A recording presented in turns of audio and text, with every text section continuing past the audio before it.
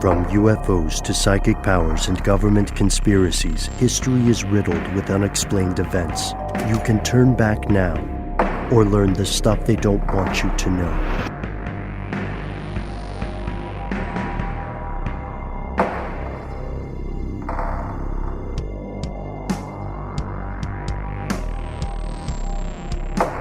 Welcome back to the show.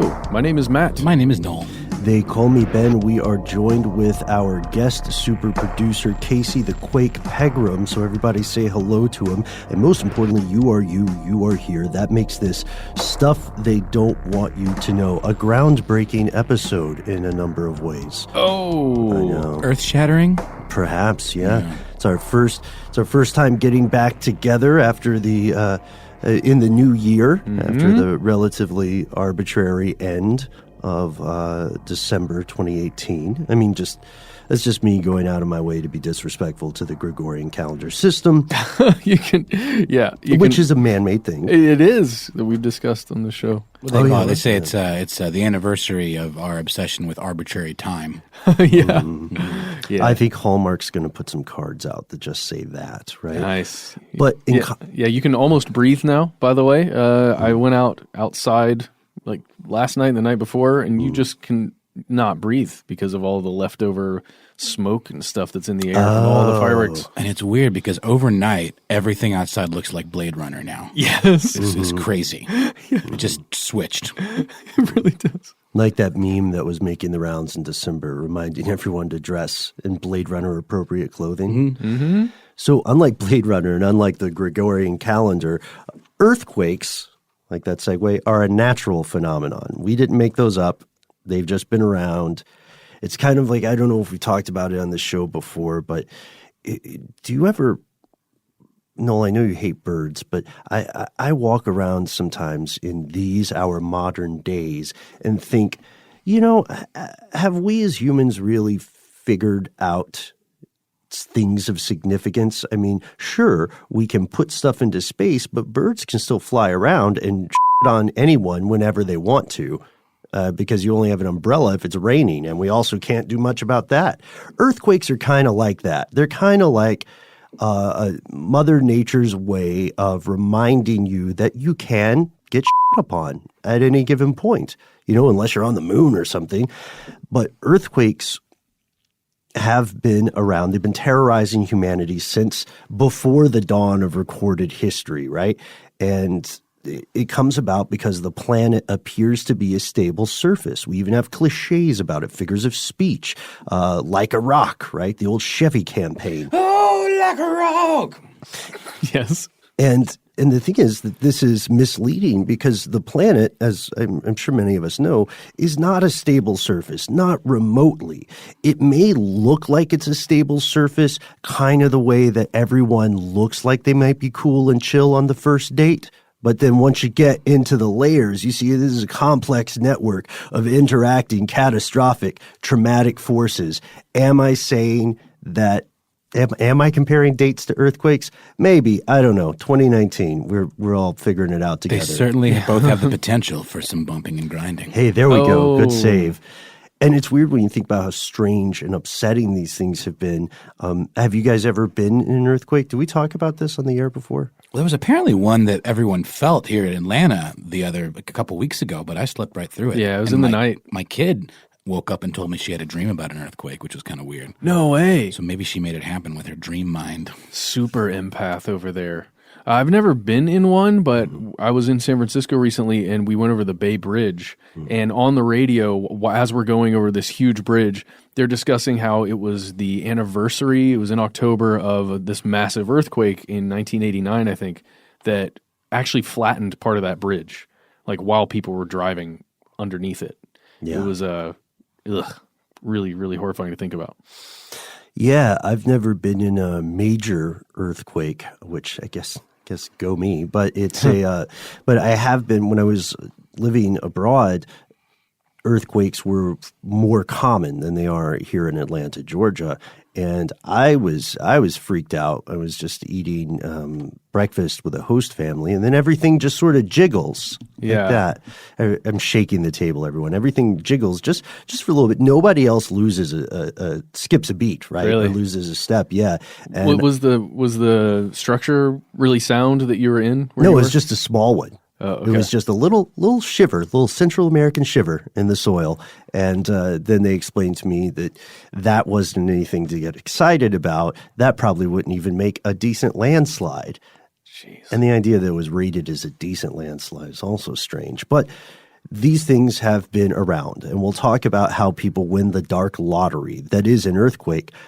But this might surprise some of us to learn that although these things have been around forever, or much longer than people, we as a species didn't really start understanding what causes them until maybe a century ago we started. And it's true, way back in the 1300s and other periods of time, there were inventors who had figured out ways to detect earthquakes, right? Detect seismic disturbance, but we didn't really understand why it happened, much less were we capable of developing technology to measure the magnitude in a significant way.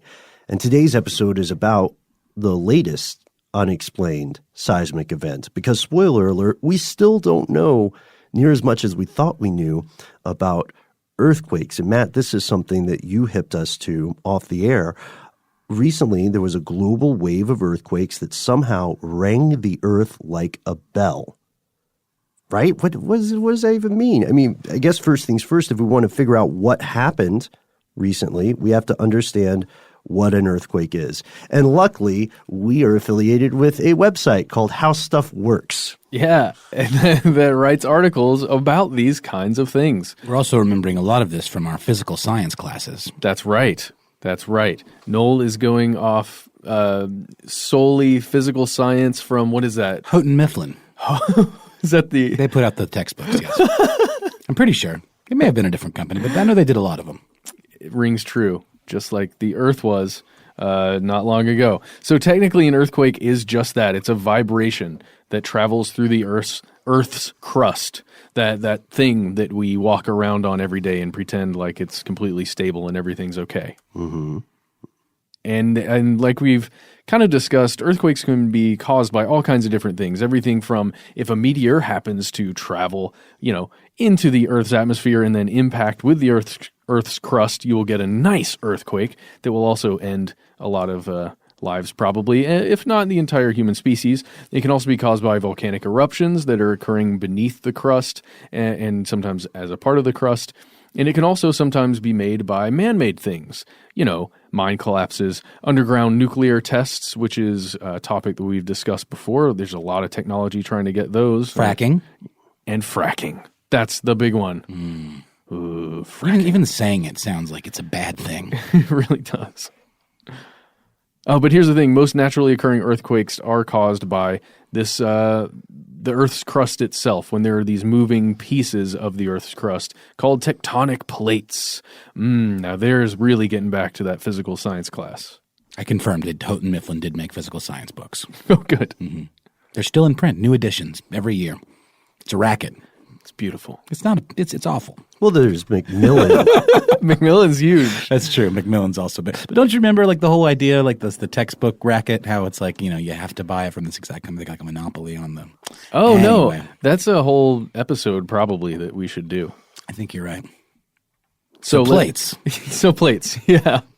Let's just keep going. Scientists didn't come up with any real solid theory that explained exactly what an earthquake was or what caused it until the mid-1960s. And they call this theory plate tectonics. There you go. So here's the gist. Earth has a crust, which you mentioned earlier, Matt, and people who want to sound authoritative or accurate will call it the lithosphere. Oh, those accurate, smart people. Usually because they're seismologists, you know what I mean? And they probably think crust is for cake. I don't know. If you're a seismologist, write in. This crust is not a single seamless shell. Instead, it is composed of layers of plates. And these things every day are sort of bumping into each other while they float on this lubricant layer called the asthenosphere. And all the hijinks, seismically speaking, in the world, on the planet, happens at the boundaries of these plates. Sort of the way, since I'm just doing terrible comparisons for 2019 apparently, sort of the way that a lot of the really crazy stuff that happens in many countries happens at the border towns. You know what I mean? And these hijinks take a number of forms. We don't want to get too into the weeds here, but just so you have the gist. First, there's something called the divergent plate boundary. Plates might move apart, allowing magma, aka molten rock, to reach the surface as lava. And this stuff, once it reaches the surface, cools and adds to the crust, essentially functioning the way that caulk functions, filling in the space between tiles, if you've ever, if you've ever laid tiles somewhere. Yes, and then there are convergent plate boundaries, which is pretty much the exact opposite of that, where at the boundary of two plates, they are kind of squishing together, and that's when you can get mountains formed where a lot of volcanic activity occurs, that kind of thing. It's literally pushing up. Volcanoes too, right? Yeah, and also sometimes pushing down. Like, it's kind of weird. You can imagine all the different things that two very strong and heavy things do when they push against each other. Very insistent forces. Yeah, they can subduct, right? And that creates mountains. For our purposes today, the next category is the most important. It's where two plates sort of slide by one another, like two ships in the night or two trucks on an interstate, just sideswiping each other very slowly. And that is what is known as a transform boundary, where energy builds up in the region between the two plates, and that forms a fault line or a break in the Earth's crust where blocks of crust are moving in different directions. And I'm already picturing the beautifully color-coded image from that physical science book where it has big, fat arrows going in either direction, and the plate pieces, one in purple and one in like red, kind of overlapping each other and like grinding against each other in different directions. And that's what creates that fault. In a weird way, this one is the scariest to me for some reason, and I don't know why. I think it should be the one where the plates are actually moving away from each other, because that's in my head when you get the lava coming out, when you get the hole opening up with a fissure or something. But these two, if you've ever seen the images in, I believe it was in Japan during the last major tsunami that occurred there, where you can actually see parts of the street that are doing this movement, like moving in parallel next to each other, that for some reason terrifies me. Yeah, we're talking about fault lines, right? And the majority of earthquakes, not all, but the majority, happen along these transform boundary fault lines. And there are different types of fault lines. There are different types of seismic waves. But again, this is just the gist. This is just what we need to know. That's how an earthquake works. So how many quakes are we talking? And this is where it starts to get pretty interesting, because the U.S. Geological Survey estimates that there are as many as 1.3 million quakes with a magnitude greater than 2.0 on the Richter scale. That's the threshold at which humans can feel the vibrations. Stuff less than that might really freak out your household pet. Yeah. You know what I mean? But this 2.0 is where you get to the legit people's spider sense goes off for it. And there are 1.3 million of them. Which is pretty nuts, right? Yeah. I guess because we only hear about the real terrible ones on the news, that we have a lot of these pass without ever, registering on our radar, so to speak. So in general, the majority of earthquakes are not going to be particularly powerful. They're also not going to last for very long at all. Even the catastrophic ones, strong ground shaking during a moderate or large earthquake lasts maybe 30 seconds, 10 to 30 seconds. And then after that, after you shake up one part of the earth, other parts around it start to shake as well. So then you can have temblors and you can have aftershocks and things like that. And most of these things, these aftershocks can happen for like weeks or months later, but you probably still won't notice them because, again, most earthquakes are not very powerful, and many, many, many of them occur in the middle of nowhere. I always thought the word timblr sounded like a cute, like diminutive earthquake, but apparently they can be quite catastrophic as well. What is it? That is true. A timblr. Timblr. Yeah. Or temblore. It sounds like a thimble. Sounds like an app. It just sounds cute. Yeah. But no, it's a big deal. And like you said, Ben, it's a chain reaction, and it all depends on the magnitude of the first one, I guess, as to how bad the aftershock and the other things that it causes later will be. Yeah, and we are enormously fortunate, too, that most earthquakes are so very small. And it's this brutal lottery, you know, that in case of the rare quake capable of touching a population center, it can destroy the city in minutes, just like you were talking about, Matt, with the road moving in different directions, things that should be solid appearing fluid for even a moment's time. You know, these things can wreak enormous amounts of property damage, and more importantly, they can claim thousands of lives. And we have some statistics about that as well, I think. Oh, yeah. Over the last decade alone, earthquakes and then the tsunamis, avalanches, landslides that follow because of these earthquakes, they've killed over 688,000 people around the world. That's insane over the course of 10 years. Mm-hmm. And arguably the most lethal quake in history had a magnitude of 8.0, and this one occurred quite a long time ago in China in the Shaanxi province in 1556. And you can imagine the structural engineering has come a long way since 1556, and just the devastation that occurred when that 8.0 struck that city. It was close to 1 million people. Yeah, were killed. Yeah, that's. I mean, I just can't imagine in one fell swoop.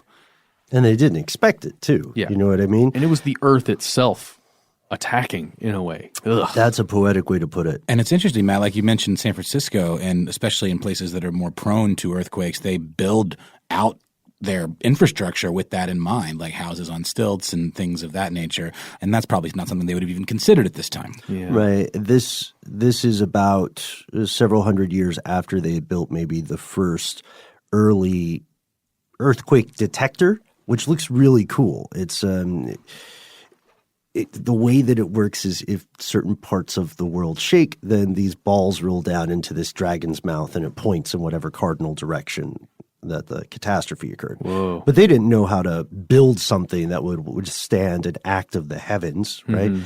And the survivors adapted as best they could. There was one scholar who survived the quake and later provided us what may very well be the first earthquake preparedness advice in history. He said, at the very beginning of the earthquake, people indoors should not go out immediately. Just crouch down and wait for chances. Even if the nest is collapsed, some eggs in it may still be kept intact. Yikes. I mean, it's eloquent, but it's also frightening. You know what I mean? Yeah. And it's counterintuitive as well. And again, I've never experienced it personally, but my first instinct would be get out into like open land where there's nothing above me. Fall on you. But then you have to imagine trees and all the other buildings, and especially if you're in a city, just all the things that could be falling on you and debris and the ground opening up beneath you. Yeah.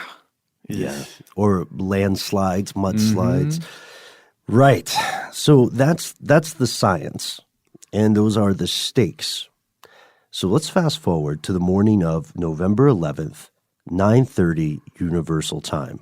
Quick note for everyone, Universal Time, or UT, is the modern version of Greenwich Mean Time. So 9:30 Universal Time, 9:30 a.m. would be 4:30 a.m. here on the east coast of the North American continent. So these seismic waves begin roughly 15 miles off the shore of Mayotte. This is a French island that's kind of sandwiched between Africa and the northern tip of Madagascar. You can look it up. It's a cool-looking little place. The waves just started buzzing across Africa, and it started ringing sensors all across the earth, in Zambia, ding, at least ding. in this area, Kenya, Ding, ding. Ethiopia. Ding, ding. They traversed across the oceans. They were humming all the way over to Chile, all the way to New Zealand, to Canada, even Hawaii, nearly 11,000 miles away. So just this one tiny place on Earth just starts. Well, that's a really good sound effect. Kind of a gurgle. But here's the thing. Unlike the earthquakes that we've talked about with these waves that you can feel, and again, the waves versus what you can feel can be slightly different depending on the frequency, but they didn't just, ding and go by. It lasted for over 20 minutes. 20 minutes of this. And here's the thing. Not only was no one hurt by this event, or no one hurt during this event, no one knew it happened, at least that is until a lone Twitter user noticed the odd signal on the U.S. Geological Survey's real-time seismogram displays, and this set off another chain of events. No. All right. Seismologists around the world tried to figure out why this quake was so unusual and how it happened. So what did they find? We will tell you after a word from our sponsor.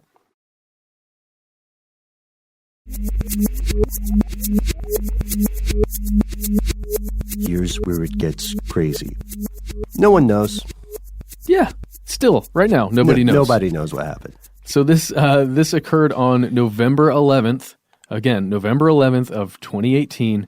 And as of right now, we're in 2019. I guess it's not that far of a runway, but we still don't know what happened.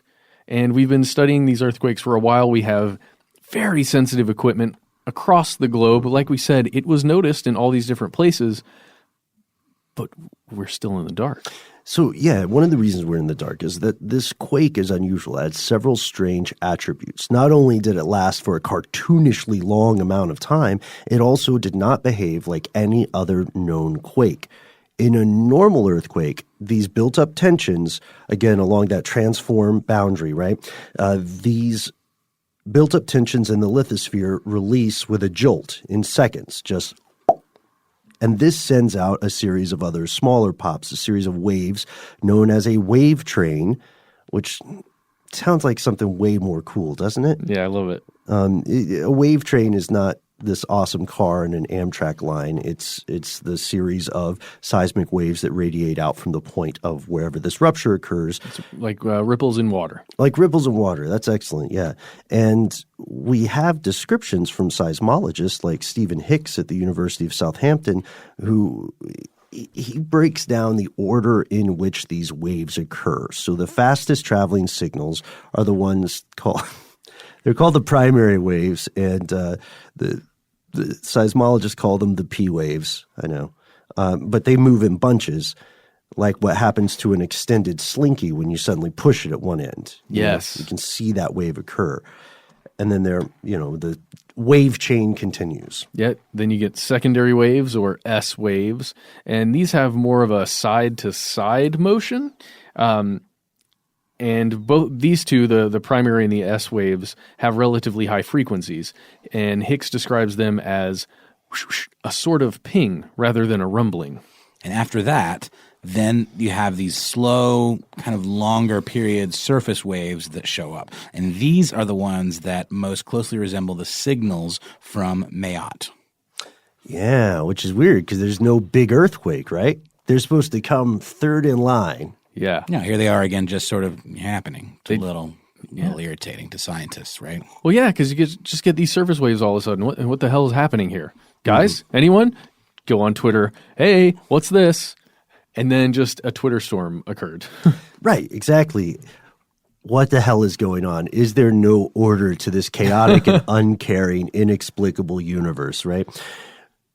Seismologists weren't grappling with philosophical quandaries of that nature. They were more focused on figuring out why this thing is happening, right? Mm-hmm. And now we're at the point where there are several theories, some that are more plausible than others, and we can walk through some of these. They get increasingly exciting. One, what about a meteor? What if a meteorite somehow caused earthquakes? Initially, scientists searched the region around this island to see whether there was any evidence that a non-terrestrial object could be the culprit behind the quake. So far, no one has found any compelling proof. So this theory, while it has some sand to it, can be safely dismissed. And I guess in a way this could make sense, I guess, to someone theorizing about it, because you don't have those P and S waves that are associated with that quick jolt, right? That's why this one was thought to be possible. Oh, yeah. Good point. Just because I guess if you had the surface waves or the surface, literally the surface of the water being impacted without that deep cracking, I guess that makes sense. That makes sense to me. But again, not that. Yes, not that. They said, what if it were not an act of nature in its random, infinite monkeys typing on infinite typewriters sort of scenario? What if somehow human beings are responsible? Yeah, but here's the thing. Scientists tend to want to take care to not accidentally veer into bananas conspiracy theory territory. But the way these waves behaved, the regularity of them was quite extraordinary, quite remarkable. So you see that long, low-frequency grumble is kind of punctuated by a series of high-frequency blips. Signals, it turns out, that have very regular intervals like this often tend to be artificially generated. That's just how it is. And as you're reading about this event, because you can find it in places from Gizmodo to Big Think, they discuss how these tiny little pings occurred, as Noel was saying, like clockwork. It's just, if you're looking at the waveform, it would literally be as though someone is playing an instrument or hitting something, or a mechanical device is triggering at an exact time. It's so weird. And it's spooky. This is kind of a matter of interpretation, but it feels way more plausible, or way more probable, rather, that this is somehow man-made when you hear it. Yes. You know what I mean? It sounds similar to machinery in terms of the intervals. But our species has been fooled before, right? We have to admit, we have found no evidence of heavy industry in the area, at least nothing that people know of so far, right? And to be fair, we have encountered other natural processes and phenomena and objects that have the appearance of regularity. When pulsars came out were discovered, I guess is a better way to say it. When pulsars were discovered in the 1960s, people were convinced they were generated by intelligent life. Oh, hands down. And even looking at a pulsar now, it's like, okay. Really? You're gonna make that light exactly that many times at that rate? Okay, cool. Because pulsars, rapidly rotate, and they have this kind of lighthouse appearance, and the flashes seem to be on a regular calculated frequency, right, or interval. So the original source of pulsars, when it was discovered, they were called LGMs, which stood for Little Green Men. So we've been fooled before. This still could be a natural phenomenon rather than large scale fracking or something. So there's no evidence of something man-made that's large enough to produce this kind of global event. That we know about. That's correct. So what if we look more closely under the water? And for that, we go to the French Geological Survey, or the BRGM. And it's closely monitoring the recent shaking, and it suggests that there's a new center of volcanic activity that may be developing off the coast of Mayotte. Because Mayotte was formed from volcanism, or volcanoes, volcanic activity. But the volcanoes in this area haven't erupted in over 4,000 years. So basically, the thinking was, well, perhaps that's not the first go-to just because it's been dormant for so long. But the BRGM, again, the French Geological Survey's analysis, it suggests that this new activity may point to magmatic movement offshore. And we're not talking like take a few steps. We're talking miles from the coast under thousands of feet of water. Oh, Matt. Sorry. Yeah. I have to interject because this is one of my. I propose this be the word of the day for our episode. That was, some people may have thought that you were mispronouncing magnetic, but you're not. Oh. You're saying magmatic? Yes, magmatic. What a great word. Yeah, buddy. Magmatic. I like volcanism too. Volcanism, magmatic. Yeah, I think the reason a lot of people get into the science of this stuff is because the names are so cool. Just fun to say. Yeah, man. So if this is the case, then well, here's my question. First of all, if they haven't erupted in 4,000 years, doesn't that mean they're due for an eruption, guys? I mean, I don't really know how it works. And you think they could predict it? They could see if there was something. Where's all the lava, right? Yeah, exactly. Where's the lava? And if you think about some of the things we've discussed in a slightly different capacity, but with, what the hell am I thinking here? The super volcano in the middle of the United States. Yellowstone caldera? Yes. You think about that when you're talking about that interval of time, Noel, where it's been so long, we're just waiting for it to occur. But also it's the margin of error here is in terms of geological time. Right? So we are but a blip. We are an awkward thought in the very fleeting ephemera of Earth's mind. So this is when we see another proposal. And so folks at the ENS University in Paris say, hey, maybe it's not a meteor. Maybe there's magma draining from a site somewhere, and it's magma draining from a subterranean reservoir. And when the magma is moving, the reservoir is collapsing, and this is causing quakes. And they looked at the GPS data, and from that they said, okay, we think this kind of thing might happen if 0.3 cubic miles of magma all moved at once. Or they said possibly sea monsters, the eldritch, dead, and dreaming beast from the darkness between the stars, slumbering until the constellations reach a predetermined position. Not kidding, scientists did propose that. Multiple people, actually. That it was some kind of eldritch beast. Pretty sure they were joking, but, what would the show be if we don't include that part? Yep. And speaking of the weird out there stuff, we did save the best theory. Sorry, I can't speak for everyone. In my opinion, the best theory. Oh, no, I'm right there with you, Ben. Concur. Oh, great. We saved the best one then. We're unanimous on this. We saved the best one for last. Learn all about the vortex after a word from our sponsors.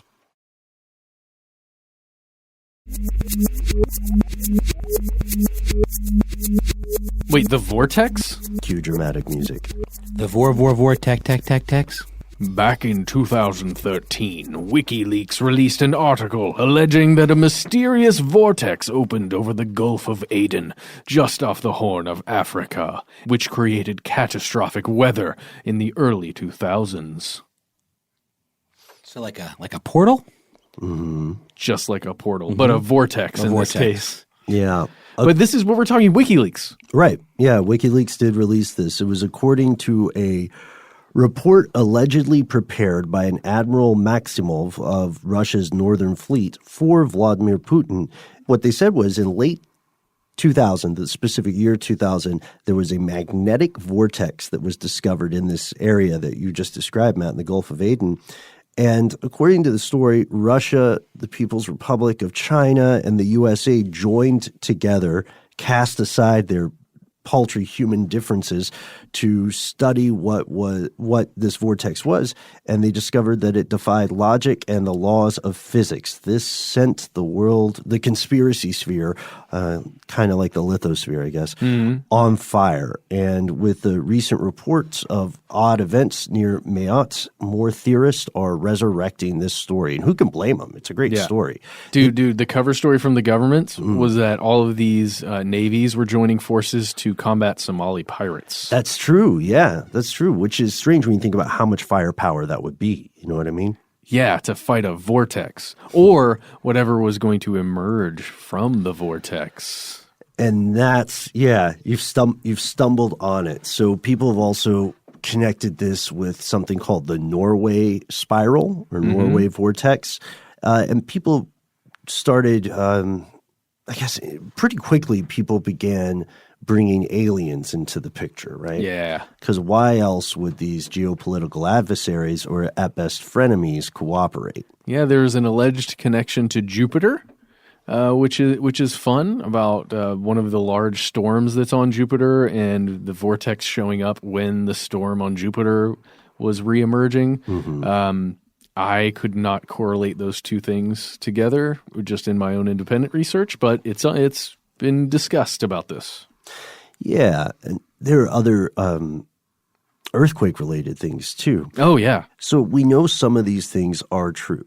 Weather manipulation is a real thing that occurs. China regularly practices this. Other countries have certainly dabbled with it. The U.S. Engaged in weather manipulation during the Vietnam War. For some people who believe this vortex exists, the world powers are cooperating to combat weather-related shenanigans. But the people who spice this up with claims of extraterrestrial or even interdimensional contact allege that world governments in secret have been able to contact or confront something not of this world. Yeah, I'm going to go out on a limb and say we probably didn't confront something from out of this world because we would be squashed like a bug. I don't know, man. Front or get fronted, you know? Yeah, but we're just mostly throwing iron and different metals that are just propelled at high speed at these things. So It's true. We don't have any really cool stuff yet. the explosives, I guess, are Well, I mean, possible. if you detonated a nuclear weapon, it's kind of cutting off your nose to spite your face. You know what I mean? You'd find a seismic activity, some seismic activity, though. That is true. That is true. And you will find reports that say 41 earthquakes or 35 earthquakes occurred in a 24-hour period in the Gulf of Aden. And also a ton of military vessels and commercial vessels are in the Gulf of Aden. It's a huge shipping lane for the world. You know what I mean? But yes, but there's also one major problem, right? What's that? The location. That is okay. Yes. Yes, that is true. So the Gulf of Aden is a 7-hour plane flight away from Mayotte. So while it could be considered sort of in the region, Sure. it's not nearby. You don't pop over to the Gulf of Aden to, pick up milk. I don't know. Yeah. Well, unless you're in some kind of vessel that is interdimensional in nature or can travel faster than light or even just travel extremely, extremely fast and travel underwater, maybe you could get there really quickly. Yeah. What is really happening at the Gulf of Aden? And where did these reports come from? So WikiLeaks has been associated with legitimate stuff. The way they release it may have some sort of angle, right? But what they just, I guess a better way to say it is WikiLeaks definitely has its own agenda, and they do display editorial bias in the way that they release certain things and hold other ones in confidence. But usually when they release stuff, it's true, or it's written by someone who believes it to be true, right? Yeah, and it was this was part of a Stratfor email, at least a leak that came from the Global Intelligence Files. Okay, this occurred in 2012, February 27th. That's when this specific email was released with with the subject, mysterious vortex warned is creating global weather catastrophe. Yeah. So for context, Stratfor is a intelligence platform, publisher, kind of subscription service. You can also get some free emails from them, that was founded in Austin, Texas. And they report on geopolitical stuff, a lot of statecraft, and a lot of things that would be helpful to multinational corporations. Yeah, and specifically weapons companies are built into this whole thing, and intelligence and all that. Yeah. So where can you get the best price selling guns? Things like that, honestly. Or where are markets unstable? And so, of course, they would be concerned with these weird reports. I know what a lot of us are thinking. Did this email come out on April 1st? No. No, it did not. First thing I checked. Well, it was from a website called packalertpress.com. And, I mean, it was a news story at the time. But here's the thing. The source that was being mentioned in this email that was sent or found within this leak, that's really what we're talking about here. The person that wrote the article, or at least provided the information for the article. Yeah, there's another conspiracy here. This is an author or propagandist or group of authors or group of propagandists going by the handle Sorcha Fall, which sounds like a cool name from Star Wars. It really does. But they're known for putting out this kind of bogus, again, it's propaganda or just disinformation or just headliney or grabbing headlines that are completely false, or at least based on this tiny little morsel of truth, and then just nothing. Okay, so I'm with you, Yeah. but question. Yeah. To what end does this story of some strange vortex over the Gulf of Aden help or hinder Russian operations? If it really is some sort of propaganda, I mean, have you read it's essentially lore at this point, Yes. right? So I guess the best way to say it is, do we all remember the film Stargate? Yes. Oh, yeah. Yeah. All right. So Stargate, the villain is also the love interest in The Crying Game. Correct. Right.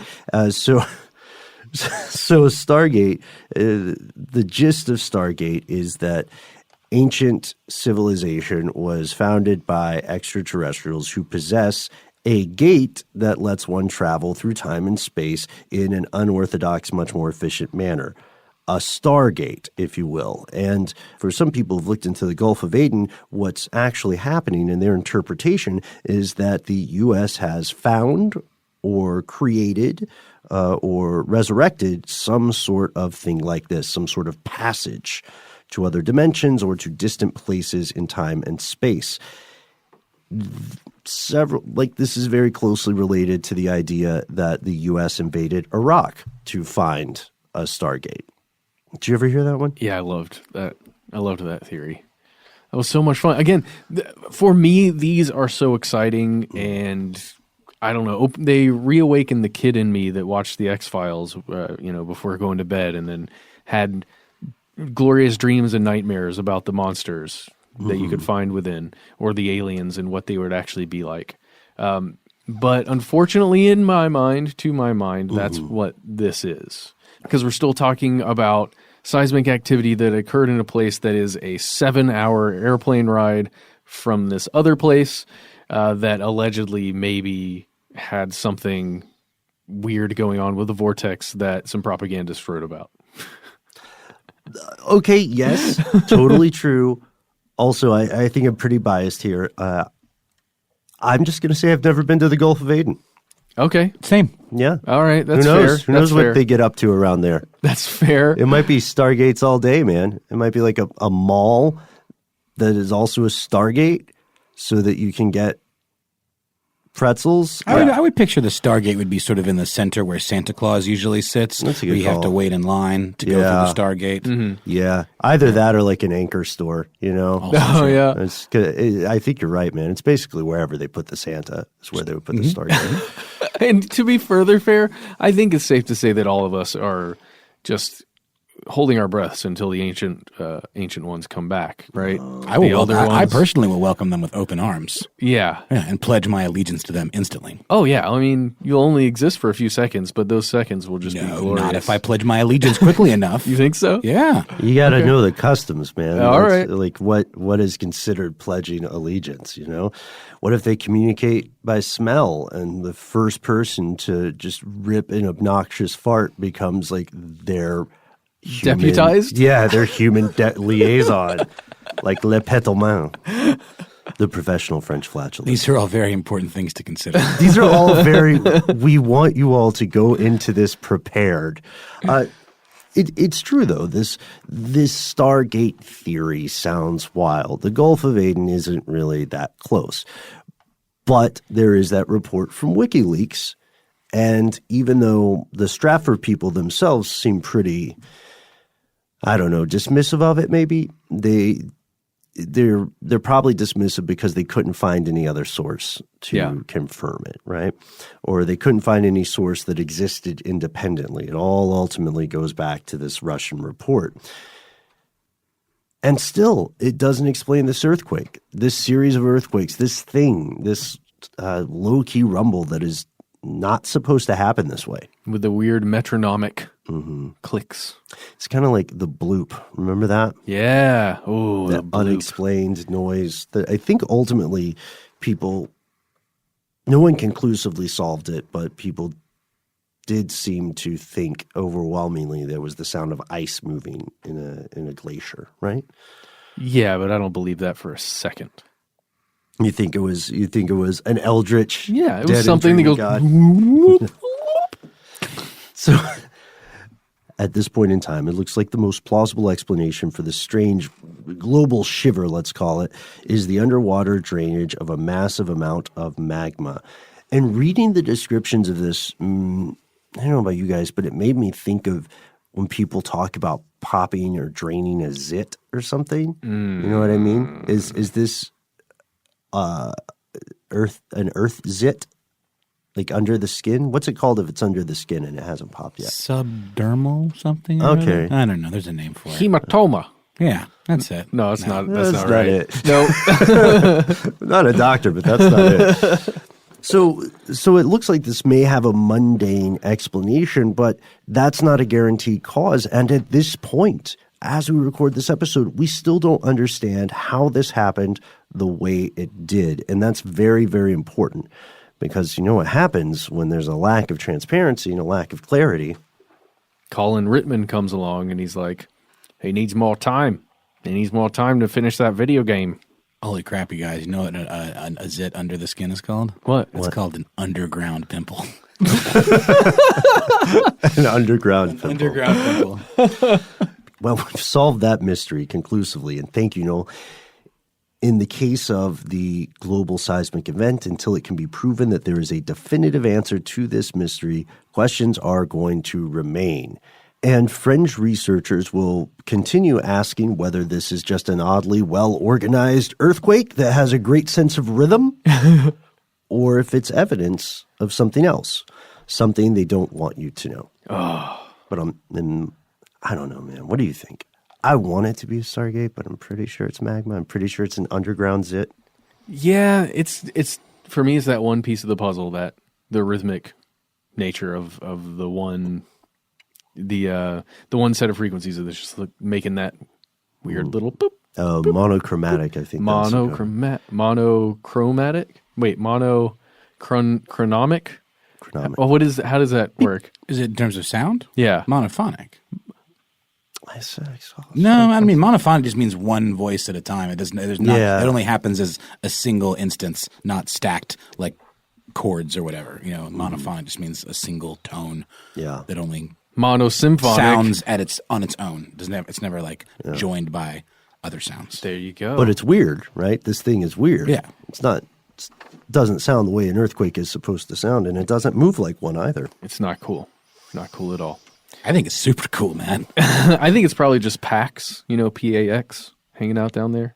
K-Pax? No, just Pax. It's a demon. Pac-Man? It's a demon that you're supposed to worship. Pac-Man's a demon. Program and Control Man. I know. Have you seen that? Have you guys seen Bandersnatch. the Bandersnatch show? Yeah. Oh man, conspiracy realists. Let us know what you thought of that. He escapes gem. he escapes out the maze one way, only to come in on the other side. That's right. Oh, that's a good one. That's a good voice of that kid. I forget his name, but he's excellent in that movie. See you later. He's also in See Game you of around. Thrones. Yes. You can let us know your opinion of Bandersnatch, the possible secrets of unexplained earthquakes and more by finding us on Instagram, Facebook, and Twitter. That's it. Yeah, we're Conspiracy Stuff or Conspiracy Stuff Show. You'll figure it out. If you don't want to do that, come join us on Facebook and hang out. And here's where it gets crazy. That's our page where we all get together and discuss things like this. I'm looking forward to hearing what you believe or don't believe. Hey, Matt, don't we have a phone number? We have a phone number. It is 1-833-STDWYTK. Call us. Leave a message. You might get on the air. And hey, do us a solid. Give us a nice review on iTunes. Only if it's a nice review. Yeah. Otherwise, stay away. As Thumper's mom said in Bambi, if you don't have anything nice to say, don't say nothing at all. That applies to internet reviews. Of our show, at least. Yeah. And also, if you would like to follow us personally, we each have our own Instagrams. I think I'm at Ben Bolin in a burst of creativity. Nice. And in a carryover from my sad boy kind of goth band days, my Instagram handle is @embryonicinsider. Nice. And I don't have one, so enjoy. You do so. Follow my stories at Kim Kardashian. That's you? Guy. That was you the whole time? I don't know. I don't do one that's outward facing. Okay. But anyway, we are Conspiracy Stuff Show on that old awesome website. Check it out. Facebook owns everything. If you don't want to do any of those things, just send us a good old-fashioned email. We are conspiracy@howstuffworks.com.